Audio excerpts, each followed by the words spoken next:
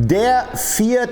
Teil jetzt hier über die Grand Prix Strecke. Nehmen wir euch gerne mit und das Ganze eben mit dem Benjamin Leuchter und dem Andreas Gülden. Aus dem Michael Schumacher ist herausgefahren, wird es sehr, sehr schnell und dann nähern wir uns der nächsten Kurve, der sogenannten Ravenol-Kurve. Und diese Ravenol-Kurve ist ein klassischer 90-Grad-Knick. Man kommt sehr, sehr schnell an. Man muss sich sehr gut orientieren, um einen guten Bremspunkt zu finden. Dazu kann man zum einen so eine Werbebrücke nehmen oder ganz klassisch eben auch an der rechten am rechten Fahrbahnrand die Styropor-Schilderchen, die Entfernungsschilder. Wenn sie dann noch stehen. Wenn sie nicht vorher mal abgeräumt worden sind. Und dann heißt es eben spät bremsen für diesen Linksknick. Da gibt es auch wiederum verschiedenste Varianten. Manche holen sogar ein bisschen aus auf dem Teppich. Das machst du eher mit einem leichten Auto. Die Formel 4 Youngsters zum Beispiel, die holen da immer aus, alles was geht. Mit einem Tourenwagen, ich traue mich das nicht, dort auf dem Teppich anzubremsen. Und dann heißt es eben links an den Scheitelpunkt, über den Curb, alles was geht. Über den Curb. Andi, ich habe gerade mal aus unserem Bobbycar hier die Federn ausgebaut. Wir mit unserem Fahrzeug, was wir auf die Nordschleife abgestimmt haben, den TCR, da ist es ziemlich einfach drüber zu fahren, weil wir eine weiche Abstimmung haben in der Dämpfer-Federeinheit, macht dem Auto also nicht so viel aus. Wenn wir im Sprintbereich unterwegs sind, das heißt TCR Germany oder halt andere Tourenwagen-Sprintserien, gehst du eigentlich darüber, dass du das Auto relativ hart abstimmst, um maximalen Grip zu bekommen, dann ist es keine gute Idee, dort drüber zu fahren, denn aus der Links heraus müssen wir unser Auto wieder super positionieren für die folgende Rechts, weil dann folgt wieder eine sehr, sehr lange Gerade. Bedeutet, fahren wir innen zu hart über den Curb und unser Auto verspringt, sind wir falsch positioniert für die folgende Rechts und verlieren massiv Zeit. Deswegen Federdämpfereinheit da wirklich ein Thema und da kann man auch einen Unterschied machen, wenn man ein gut abgestimmtes Auto hat. Genau, also diese Ravenol-Kurve, da ist wirklich der Tipp, nicht so super weit sich raustragen lassen, sondern am Kurvenausgang schauen, dass man eben schnell wieder die Seite wechselt, schnell wieder auf die linke Fahrbahnseite kommt, um sich eben dann zu positionieren für die Bielstein-Kurve, die uns dann eben runterführt auf die lange Gegengerade. Zurück zur Ravenol-Kurve, ganz speziell im Nassen, da ist das wirklich wahnsinnig rutschig. Oh ja. Da ist wirklich der Tipp, dass man nicht klassisch von außen anbremst, denn das macht ja im Trockenen jeder. Da haben wir wieder klassisch eben diesen Gummiabrieb von den Slickreifen, schließt die Poren im Asphalt und dementsprechend mit Eifler Regen sehr, sehr rutschig. Du bremst die Kurve eigentlich innen an. Und dann fährst du sie im Nassen eben auch ganz weit außen herum. Da hat man deutlich mehr Grip und kann sich eben entsprechend auch wieder zum Ausgang schöner positionieren. Kurve fällt auch so ein bisschen nach innen ab, bedeutet auch im Nassen ist innen eher immer so ein bisschen Wasseransammlung. Es läuft zwar alles weg, aber tendenziell ist innen dort mehr Wasser als außen. Andi sagt es gerade, innen schön anbremsen, die Ideallinie kreuzen, nach außen fahren und dann die Kurve idealerweise außen durchfahren, um wieder positioniert zu sein für die folgende Rechts.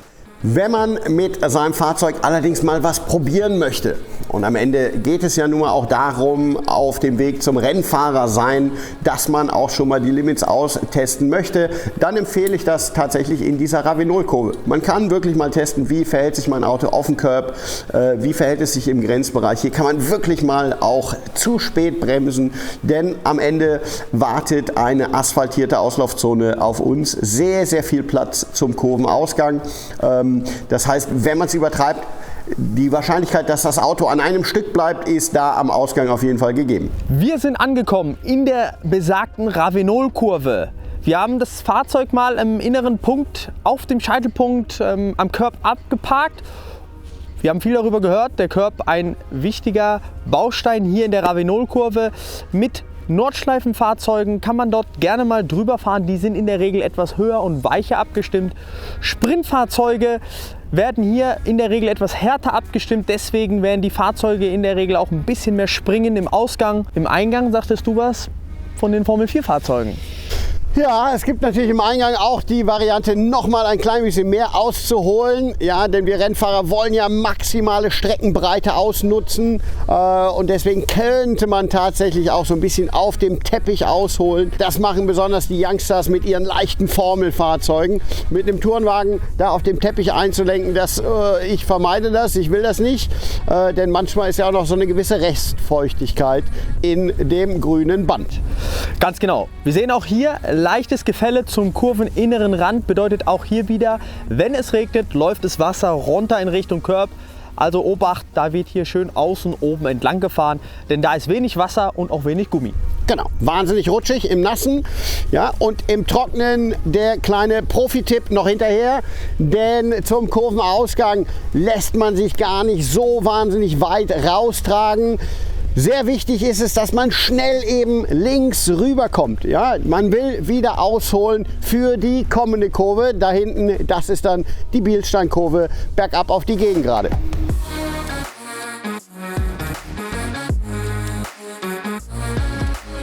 Weiter geht's zur Bielstein-Kurve. Wir haben es gerade schon angesprochen, wir müssen das Auto wieder frühzeitig links positionieren.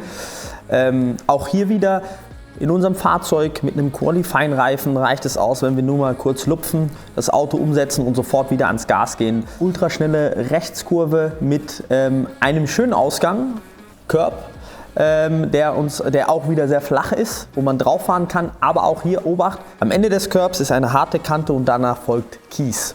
Bielstein-Kurve, ehemalige Bit-Kurve, das ist eben eine ganz, ganz wichtige Kurve, denn pauschal gesagt, wichtige Kurven hast du immer dann, wenn anschließend ein langes Vollgasstück folgt.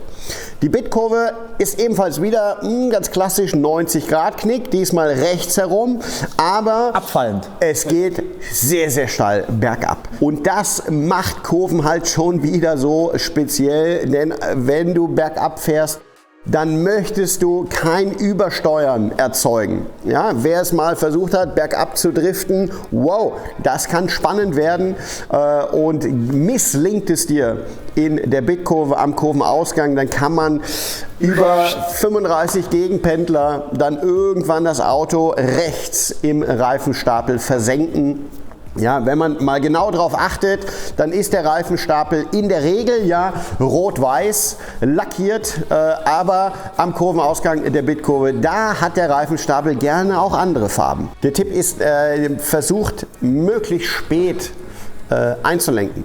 Du managst deinen Kurvenausgang so, wie du in die Kurve hineinfährst. Ja, und dementsprechend aus der Ravenol schnell links rüber, den Moment warten, das Auto vorher mal gerade stellen und dann sauber einlenken, versuchen wieder bewusst einen späten Scheitelpunkt zu treffen. Auch hier kann man je nach Fahrzeug innen den Curb sogar leicht mitnehmen. Wollte ich gerade darauf eingehen. Können wir sogar sehr gut machen, gerade mit frontangetriebenen Fahrzeugen, wenn wir ein Untersteuern dort reinbekommen und wir im Prinzip auf den Curb frühzeitig drauf fahren, haben wir eine Achslastverschiebung, wir bringen mehr Gewicht auf das kurvenäußere Rad, Untersteuern ist weg.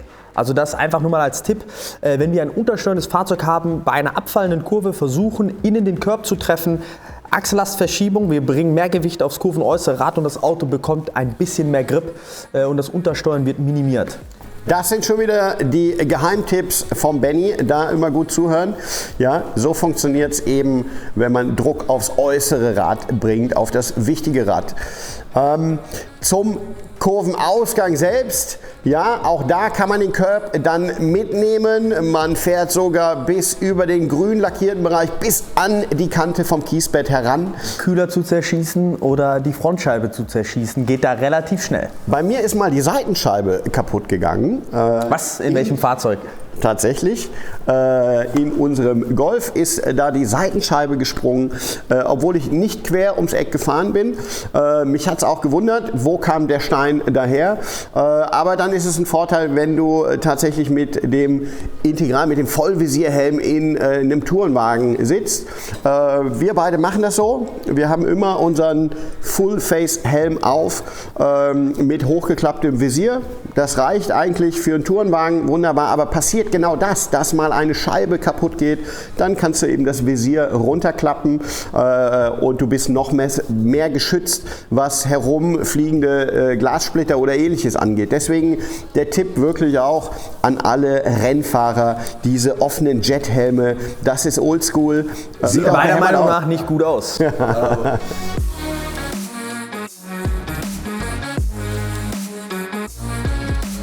Ja, Stefan, jetzt haben wir viel gehört über die Ideallinie auf der Nürburgring Grand Prix Strecke. Ich würde sagen, ideales Stichwort auch für unser Eibach Pro Street Multi, oder?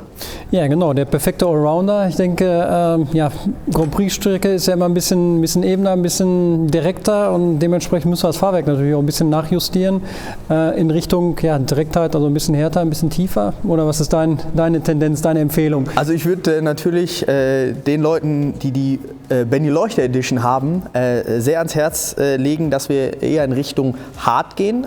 Hard Vorderachse und auch die Hinterachse. Tendenziell die Hinterachse bei einem frontangetriebenen Fahrzeug eher etwas härter. Also ich würde jetzt mal anfangen mit +2 an der Vorderachse und +3 oder +4 an der Hinterachse, um auch eine Tendenz reinzubekommen, dass das Auto im Kurveneingang so ein bisschen übersteuert und mir die ein bisschen eindreht. Genau, eindreht, das Auto um die Hochachse besser dreht.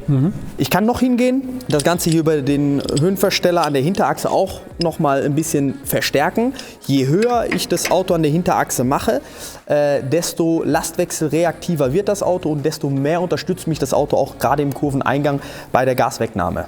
Genau, und das ist auch ein Indikator für euch. Das Auto muss nicht immer so tief wie möglich sein. Das Auto muss ein bisschen arbeiten können und deswegen ist ja so ein Tipp vom Profi, lieber hinten ein bisschen mehr Federweg geben, dass das Auto überhaupt Möglichkeiten hat zu drehen. Deswegen hat man hier ja alle Möglichkeiten an so einem Trackday ein bisschen rumzuspielen und sein perfektes Setup zu finden. Ne? Auf jeden Fall. Die Ravenol-Kurve ist ein idealer Indikator, beziehungsweise der Curb auf der linken Seite der Ravenol-Kurve ist ein perfekter Indikator. Bin ich zu hart, springt das Auto, da muss man sich so ein bisschen rantasten. Nicht zu weich, weil sonst rollt das Auto zu viel, aber auch nicht zu hart, sonst springt das Auto. Ravenol-Kurve, idealer Indikator dafür.